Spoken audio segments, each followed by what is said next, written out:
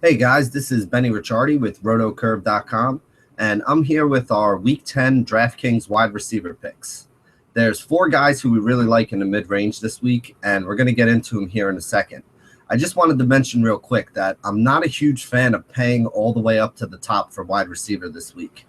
The guys all the way up at the top all have some knocks on them. You have DeAndre Hopkins, who's probably in the best spot of them all, but still has a pretty tough matchup going up against Pac-Man Jones, who's been a very good cornerback so far this year. You have Antonio Brown with Big Ben hurt, getting passes thrown to him by Landry Jones. We've seen what that has, yielded or not yielded in weeks past. And then we have Odell Beckham as the other high-priced wide receiver going up against the New England Patriots, who basically like to take away your best option and your best toy, which for the Giants is going to be Odell Beckham. So the three highest-priced receivers are not really in a good spot this week.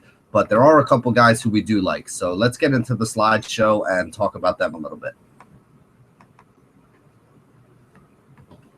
The four guys who we're going to be targeting at wide receiver this week are Allen Robinson at 6,700, Larry Fitzgerald at 7,400, Amari Cooper at 6,800, and Mike Evans at 6,800. Allen Robinson is the first guy we're going to talk about. He has a top 10 cornerback wide receiver matchup this week versus Baltimore's Jimmy Smith. Baltimore has allowed the second most fantasy points so far this year to wide receivers, and Smith is one of the reasons for that on the outside. Allen Robinson is seeing an average of 10 targets per game so far and is coming down with over 6 catches and 94 yards per game. He has 4 TDs in his last 4 starts, so he's definitely somebody who's been able to get in the end zone, make some catches, make some plays, and rack up some yards. At only 6,700, we think he's a great option this week and one of the best matchups that we have on the weekend going up against the team that allows the second most fantasy points to wide receivers. Especially if Allen Hurns is banged up or out, we think Allen Robinson's going to have a really, really big week this week. Next guy I want to talk about is somebody that I hear people kind of shying away from, and I really don't understand why. Larry Fitzgerald is only $7,400. Now, Arizona does play against Seattle, who is, historically one of the better defenses we have in the league, but it's not like this is the best year we've seen for the Seattle defense.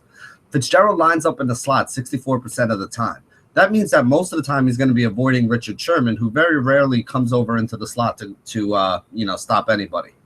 Arizona, I think, is going to have to throw to win this game. They're an underdog, so they could see some garbage time late, which, as we know, Fitzgerald being the most targeted receiver on that team probably means a pretty good game for him, somebody who can rack up 6 or 7 catches, 80, 90, 100 yards pretty easily. Fitzgerald's also a huge red zone target, as he's come down with 7 touchdowns already this year. So I think there's a good chance that we could see 6 to 8 targets, 6 to 8 catches out of him, probably somewhere around 80 yards and a touchdown today, which would be pretty good value for somebody who's 7,400 and is very likely to go under the radar this week. The next guy I want to talk about is Amari Cooper. He gets a great matchup against Xavier Rhodes. I know some people think Xavier Rhodes is a top cornerback in this league, but he's been getting burnt all season long. Remember, Alshon Jeffries had that big game against him a couple weeks ago, and that wasn't the first or only game that someone's had that was pretty good against Xavier Rhodes. Basically, on a week in, week out basis, he's been the guy that teams have been picking on that Minnesota secondary. Cooper is averaging just shy of 6 catches for 82 yards per game so far, and the Oakland passing game is on fire right now. We've seen Derek Carr throw for 2, 3, 4 touchdowns in each of the last couple weeks, getting up around 300 yards on a weekly basis. With Cooper on the one side and Crabtree on the other side, they're really, causing some matchup problems for opposing defenses. The other thing I really like about Cooper is Latavius Murray may be out, so they're probably going to have to stick to the passing game a lot this week. The one drawback I just saw yesterday, wanted to let you guys know, you got to keep an eye on Amari Cooper's status. Apparently, he left practice early yesterday. Hopefully, it's nothing serious and he'll be back there today. But I do think you need to monitor the situation and just make sure he's going to be playing. If he is playing, I love his matchup against Xavier Rhodes and think he can put up a big number. Obviously, if he's not in the game, then you got to temper your expectations and try to find something else to do. Another guy who's the same price that I think you can swerve to if you did have Cooper in there and it turns out that he's not going to be playing this weekend is going to be Mike Evans. Despite a couple memorable drops last week, he did still finish with 8 catches for 150 yards. He dropped that one that probably could have led to a touchdown, if not a field goal, down towards the 20-yard line.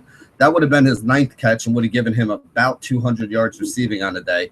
He also dropped a very easy one at the end of the game when they were just trying to pick up some yards, in garbage time. Easily could have had a 10-catch, 200-yard day last week, maybe even gotten in the end zone on that one long one, which would have made this a monster day for him. Still, 8 catches and 150 yards is nothing to laugh at, especially when you're getting them for 6,800. With no VJAX, you know that Mike Evans is going to see more targets. He had 19 of them last week and has had 40 targets since week 7. So in week 7, 8, and 9, he wound up with 40 targets, meaning that he's getting about 13 per game so far. He faces a pretty weak Dallas pass defense. Remember, we talked about at the beginning of the year how their cornerbacks were out. They're using some backups. It's not the greatest team that they have, not the best secondary in the league. That defense is really helped out by the slow pace that they play at. But Dallas hasn't really been going out there and really dominating anybody. So I do think Evans will find some room to go to work. He is an underdog at home, so they could be throwing late, which also adds in some garbage time points, which is exactly what we like from a guy like him. He's a good bet to get 100 yards today. Good bet to have over 6.5 catches. I would take the over on that if that's the the prop line that Vegas throws out there. And I do think at 6,800, Mike Evans is another guy that we really have to consider in our lineups today. Excuse me. So that pretty much wraps it up for the guys who we're going to be looking at. Those are the 4 wide receivers we think have a really good chance. There are a lot of other guys you can look at, too, that are a little cheaper.